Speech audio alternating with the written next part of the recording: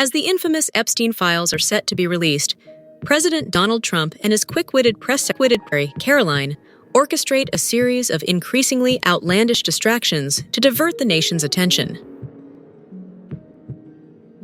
Trump 70s.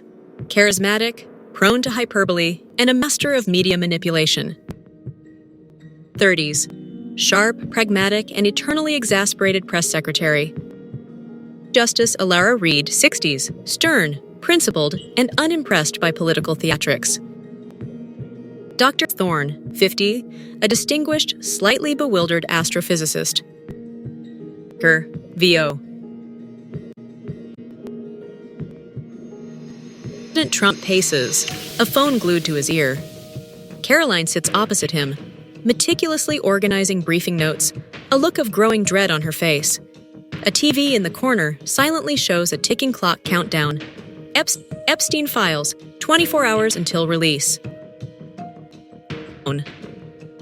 No.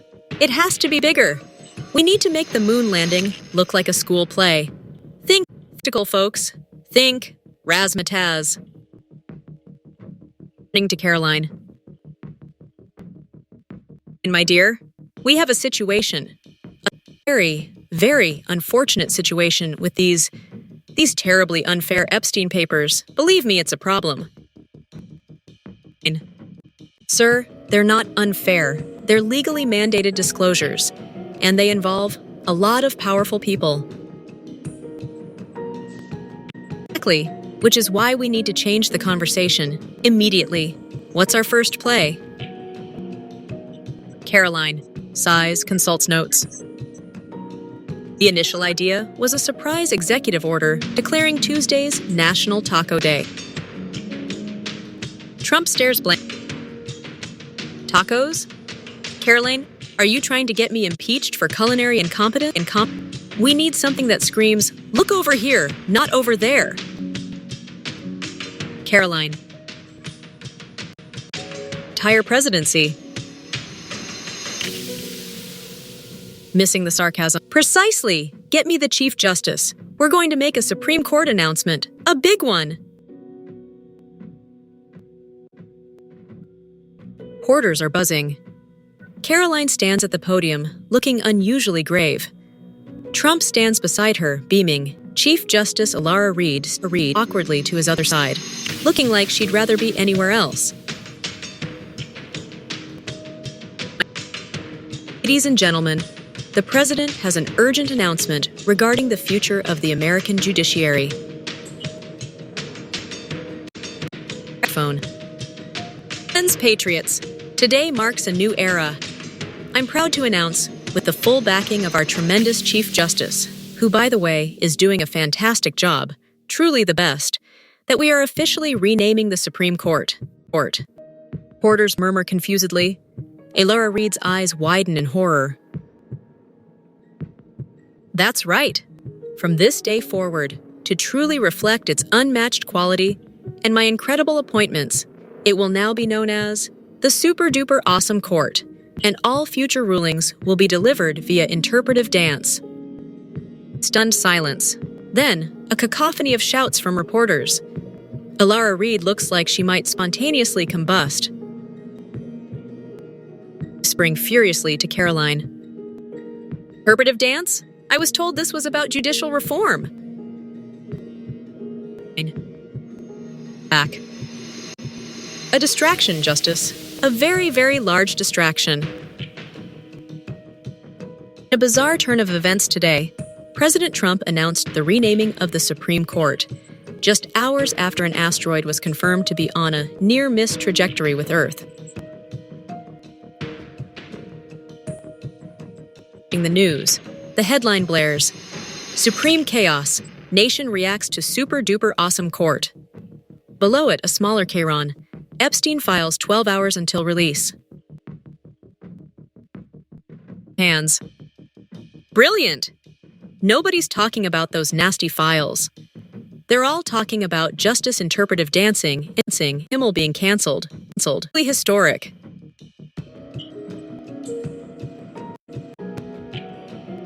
The asteroid story is gaining traction. And frankly, the Chief Justice just threatened to resign via interpretative dance of her own. An asteroid, you say? Not bad. But is it my asteroid? We need something bigger, something alien.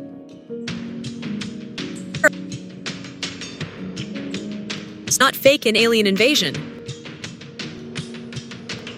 His hand dismissively. Fake is such a negative word, Karoline. Let's call it a public service announcement about potential extraterrestrial engagement.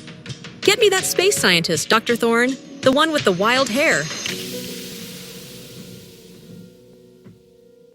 Eris Thorne, a disheveled astrophysicist, stands nervously in front of a giant screen displaying complex cosmic data. Trump is at his side, looking incredibly serious. Karoline hovers near the door, a look of profound resignation on her face.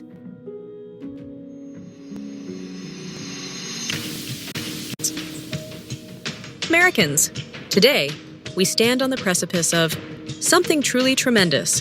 Dr. Thorne here, a brilliant man, has made an astounding discovery.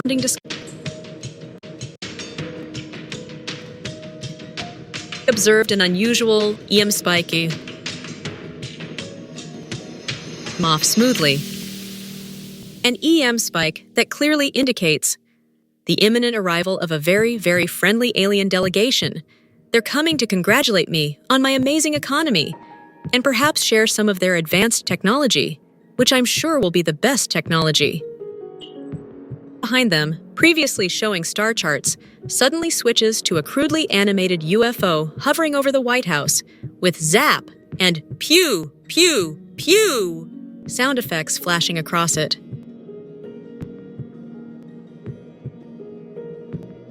My data was about a pulsar. Paddock. Tails. The point is, folks, we're about to make contact. Stay tuned for more very important updates. Forget everything else. This is bigger. President Trump today announced impending alien contact, just as the global markets reacted wildly to his previous Supreme Court announcement. Meanwhile, sources confirm the Epstein Files are now less than 6 hours from release. He's practically vibrating with excitement. He's surrounded by a pile of fast food containers. On the TV, the Epstein Files countdown is down to 0. It's out of the Oval Office after being caught eating tacos. Aliens! It was genius, Karoline. Pure, unadulterated genius. The internet is exploding. Nobody cares about those old papers anymore. Staring at the TV. The news aggregators are showing both stories simultaneously. Epstein Files released amidst alien arrival panic. It's a lot. The screen finally flips to Epstein Files released. Shockwaves through Washington. Chewing, looks at the TV. Released, you say? Already? Well, that's just fake news. Everyone knows the real story is about the very friendly space visitors. We just haven't seen them yet because they're probably stuck in traffic. Space traffic, you know. Very tough to navigate. Karoline stares at him, then lets out a long, slow breath. Traffic.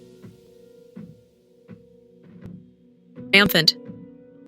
About those aliens, I think we need to give them a proper welcome, a parade, and maybe a new national, something with more pizzazz. Get me Kanye.